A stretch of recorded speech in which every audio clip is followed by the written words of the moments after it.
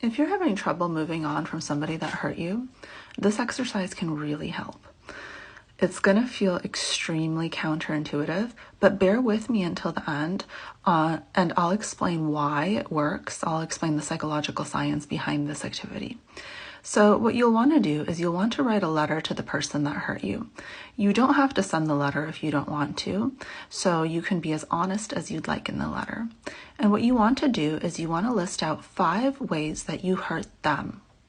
You want to list out 5 reasons that they could have been hurt in your interactions, in your relationship, etc. I said this was counterintuitive. And so after that, you want to list out 5 ways you have grown from this experience, from this pain, from knowing this person, 5 things that you have learned, 5 things you didn't know before, 5 maybe skills or traits you developed from knowing this individual. And so the reason that this works is because we know from trauma research, we have a very difficult time moving on from painful experiences if we don't make sense of them.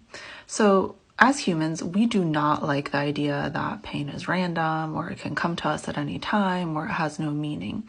The mind has a really difficult time with this. So in order to move past a painful experience, we need to make sense of it. We need to be like, okay, that happened to me for a reason. I learned something from this. At the same time, we know that autonomy and efficacy are one of the most important things to our psychology. In order to be mentally well, we need to feel like we have agency in this world, like we have control over our own lives, we have control over our own selves. Like this is so important. Maybe one of the most important things. And when somebody hurts us, that is taken away from us. We feel like a victim. We feel like we can't control when pain enters our world, our lives. And that can be incredibly scary and incredibly painful.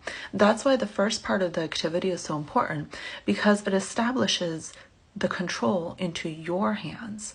So essentially you also are somebody that hurts people. We all are people who hurt people. This is the nature of being human.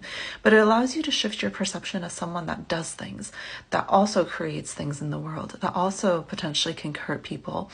And that allows you to see yourself as a kind of agent of change, not necessarily a victim. And this can be really healing to also realize that you're someone that inflicts on others and that you're not this kind of like helpless victim that just like takes pain and random pain happens to. So extremely counterintuitive activity. Like I said, you do not need to send this letter. Sending the letter has nothing to do with the healing outcome of this activity. But let me know in the comments if you try this, if you think this will work. If you have any questions, let me know.